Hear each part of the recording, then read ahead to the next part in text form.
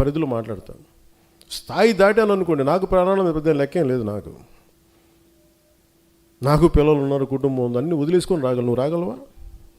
నేను రాగలను. పోగొట్టు కూడా నాకు ఇంత ఉంది, అన్నీ పోగొట్టు కూడా సిద్ధంగా ఉండే పాలిటిక్స్కి వచ్చాను. మీరు రాగలరా? నన్ను విమర్శించేవాళ్ళు మీరు రాగలరా? నేను రెడీ దానికి. మీరు ఎక్కడ ఎలాంటి గొడవలు పెట్టుకుంటారో చెప్పండి, నేను రెడీ దానికి. మీ క్వశ్చన్ చాయిస్ మీకే ఇస్తున్నాను, అంతేగాని నన్ను రెచ్చగొట్టేయకండి అందరినీ. ఇదే రాజమండ్రిలో నాకు కన్వీనియంట్ ఆర్గ్యుమెంట్ కదా. అంటే ఈరోజు టాపిక్ ఎందుకు తీసుకున్నానంటే, విశ్లేషకుడు గురించి ఎందుకు తీసుకున్నానంటే, జగన్ అనే ఒక వ్యక్తి ఆయన జైలుకి వెళ్ళిపోతే పవన్కి ఏదో మరి వాళ్ళ పిచ్చి లాజిక్ ఏంటో నాకు అర్థం కాదు, కానీ ఆ తెలివితేటలు నాకు అర్థం కాదు. కానీ మరి అలాంటప్పుడు అదే తెలివితేటలు దాన్నే బేస్ చేసుకుని చంద్రబాబు గారు జైల్లో ఉన్నారు కాబట్టి రైట్ టైంలో పాలిటిక్స్ మనం ఇప్పుడు వెళ్ళిపోదాం, ముఖ్యమంత్రి అయిపోవచ్చు అనుకోవచ్చు కదా. అది కూడా పాసిబిలిటీ ఉంది కదా. అలా అనుకుంటే అయిపోతావా? అలా అనుకుంటే జరిగిపోతే ఏమో అన్నీ నువ్వు జరగచ్చు, జరగకపోవచ్చు, but that is not my value based కదా. నా మోరల్ ఫైబర్ వర్క్ అది కాదు, నా మోరల్ ఫ్రేమ్ వర్క్ అయితే అది కాదు. ధైర్యంగా నిలబడి మాట్లాడి శత్రువు బలంగా ఉన్నప్పుడు కొడతాను నేను, గుర్తుపెట్టుకోండి. శత్రువు బలహీనంగా ఉన్నప్పుడు నేను కొట్టను, బలంగా ఉన్నప్పుడు నేను బలంగా కొడతాను. అంతేగాని నేను కూర్చోబెట్టి నువ్వు బలహీనంగా ఉండి నీకు జబ్బు వచ్చినప్పుడు తోసినట్లు. నువ్వు బాగా ఆరోగ్యం పుంజుకో, బాగా బలంగా పెరుగు, అప్పుడు కొడతాను నేను. అందుకని మీరు ఇవన్నీ కూర్చోబెట్టి నా దగ్గర వచ్చారు. అలాగే టీవీ ఛానల్స్ కొన్ని ఉన్నాయి, మీరు 2-3 ఆర్టికల్స్ వేస్తారు, వెంటనే నేను ఈరోజు చెప్తున్నాను, అలాంటి అన్ని టీవీ ఛానల్స్ కానీ కొంతమంది certain websites, certain social media handles మీరందరూ ప్రభావితం చేసే స్థాయిలో మీరు ఉన్నారనుకున్నారు కాబట్టి మేము కూడా మీకు ఎదురుదాడి చేస్తాం, గుర్తుపెట్టుకోండి.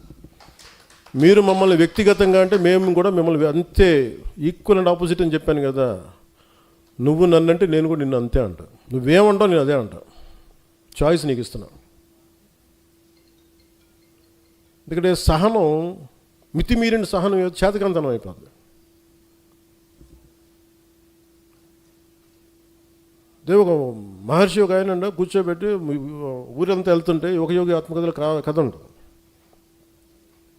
ఆయన వెళ్తూ ఉంటే మొత్తం ఊరి వాళ్ళందరూ చెప్పారంట వచ్చి, ఈ ఊరిలో ఒక పాము ఉంది, నాగు పాము ఉంది, అందరినీ కాటేస్తుంది, ఇబ్బంది పెట్టేస్తుందంటే మీ దివ్యశక్తులు దాన్ని చేయండి అంటే ఆ నాగుపాము ఆయన కని దగ్గరికి వెళ్ళాడంట. నువ్వు అలా కాటేయకు, అది ఇది చేయకంటే సరే అని చెప్పి ఆయన ఒప్పుకుంటే కొన్ని రోజుల తర్వాత మళ్ళీ అదే ఊరుకుండా వెళ్తే మళ్ళీ ఈసారి నాగుపాము కనిపిస్తుందంట, చిన్న దెబ్బలతో కనిపిస్తుంది.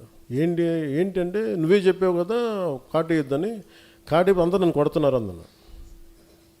ఆయన అన్నదేనంటే కాటేయొద్దన్నాను బుసగొట్ట పని చెప్పలేదు కదా. అంటే కనీసం అంటే మనం వదిలేస్తే ఇంత చావు కొట్టేస్తారు. ఉదాహరణకు ఒక టీవీ ఛానల్ హెడ్ ఉంటాడు, ఆయన చాలా కన్వీనియంట్గా మనం కూర్చోబెట్టి వాళ్ళు నన్ను అన్ని ఫంక్షన్స్కి పిలుస్తారు. వాళ్ళ ఫంక్షన్కి కొన్ని సంవత్సరాలు రెగ్యులర్గా వెళ్ళాను, వాళ్ళ ఫంక్షన్కి వెళ్ళలేదు అనుకోండి, వెంటనే నా మీద నెగిటివ్ ఆర్టికల్ రాసేస్తారు, జనసేన పార్టీ మీద ఒకటి రాసేస్తారు. మళ్ళీ వెళ్ళాను అనుకోండి, ఆయన కదా, మళ్ళీ వెళ్ళాను అనుకోండి, మళ్ళీ కొన్ని రోజులు న్యూట్రల్గా ఉంటారు, మళ్ళీ రాస్తారు. నాకు విసుగ్గా ఉంటాయి అన్నీ. అంటే నేనేమో మీ సంవత్సరం జరిగే ఒక ఈవెంట్కి వస్తేనేమో పర్లేదు, కొంతకాలం వెసులుబాటు ఉంటుంది, మన గురించి ఏం చెడ్డగా రాయకుండా. ఇప్పుడు వాళ్ళ గురించి నాకు ఎందుకు ఎన్ని విషయాలు తెలిసి ఉంటాయి నాకు. నేను కూడా ఇక్కడ దాదాపు పెరిగి 30 కనీసం ఒక రీజనబుల్ వయసుకు వచ్చిన తర్వాత ఒక 3.5 దశాబ్దాలు నాకు అందరూ తెలుసు కదా, అందరి జీవితాలు తెలుసు కదా, వ్యక్తిగత జీవితాలు ఎందుకు మాట్లాడినాయని ఊహించని వాళ్ళ జీవితంలో వాళ్ళు కూడా ఇవన్నీ అతనికి ఎలా తెలుస్తాయి నాకు తెలుస్తాయి అంతే. కానీ అది నా సంస్థ, నా సంస్కారం ఏంటంటే మాట్లాడనివ్వదు అంతే. అందుకని దయచేసి జనసేన నాయకులకు కానీ ఇంకా మీరు మెత్తగా ఉండకండి. నేను మౌనంగా ఉన్నానంటే మెత్తగా ఉన్నాను కాదు, గట్టి పడతానని అర్థం. ఒకసారి నేను కామ్గా ఉన్నానంటే నేను సహనంగా ఒక సరైన సమయం కోసం చూస్తానని అర్థం, అంతేగాని బలహీనత కాదు నాకు అది. 2 సంవత్సరాలు కూర్చోబెట్టి ఏం మాట్లాడట్లేదు, మమ్మల్ని గుర్తించట్లేదు, అలయన్స్లో కొన్నిసార్లు ఇబ్బందులు ఉన్నాయి, నువ్వు పట్టించుకోవట్లేదు అని ప్రతిసారి చెప్తా ఉంటే నేను బాధ్యతలు అప్పగిస్తే ఎవరన్నా నేను ఒక వ్యక్తిని పెడితే మనోహర్ గారిని పెట్టాను చాలాసార్లు. మనోహర్ గారి మీద 100 మంది కంప్లైంట్లు, హరిప్రసాద్ గారిని పెడితేనేమో ఆయన మీద ఒక కంప్లైంట్లు. ఆయన ఒక పెద్ద ప్రముఖ దినపత్రికలో పనిచేసి రిటైర్డ్ అయిన వ్యక్తి ఆయనకి నాకు ఆయన అవసరం ఉంది కానీ ఆయనకి నా అవసరం లేదు. వాళ్ళందరూ ఇష్టపడి వచ్చారు నాతో నాకైతే చేయడానికి. ఇలాంటి వాళ్ళందరినీ కూర్చోబెట్టి మనవాళ్ళే ఇట్లా మాట్లాడుతూ ఉంటే నేనేమనుకున్నానంటే, దీనికి ఫర్ ఎగ్జాంపుల్ ఒక పార్టీ నడపాలి అంటే ఒక మిలిటరీ యూనిట్ నడిపినట్టు డిసిప్లిన్ కావాలి. అలాగే మనం డిసిప్లిన్ ఉంటే తప్ప అలయన్స్లో మనకు బలం రాదు, గుర్తుపెట్టుకోండి. అలయన్స్ కూడా దేనికైనా ఉంటుంది. నేను చెప్పాను కదా, దీనికి సమయం ఉంటుంది. ఈ లోపల మీరు కూడా బలపడాలి. బలపడటం అంటే కూర్చోబెట్టి పదవులని కాదు, ఏకభావంతో ఏకాభిప్రాయంతో ఉండటం. అవన్నీ లేకుండా పదవులు రాగానే అదే అందరూ చప్పబడిపోయారండి అనిపించింది. ఇన్ని వేల పదవులు ఇస్తే ఉత్తేజం పొంది బలంగా ఉంటారంటే ఎవరు మాట్లాడటం మానేశారు. నేను ఎప్పుడు చెప్పి ఇంత పేరున్నాగా నాకు ఎప్పుడు ఆకలి, నా పౌరుషం పోవాలి, నా కొట్లాడే గుణం పోలేదు నాకు, ఇంకా పెరిగిందే కానీ. అలాంటిది పదవులు ఇవ్వగానే అందరూ కామ్ అయిపోయి హుందాగా పెద్ద మనుషులు అయిపోయారు. దానికైతే జనసేనకి మీరు ఉండాల్సిన అవసరం లేదు.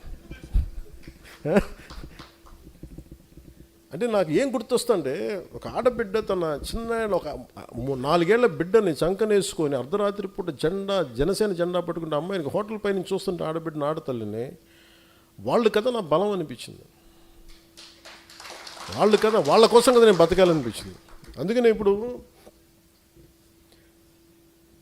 ఇందాక మన లోకల్ బాడీస్ గురించి మాట్లాడుతూ ఉన్నాం.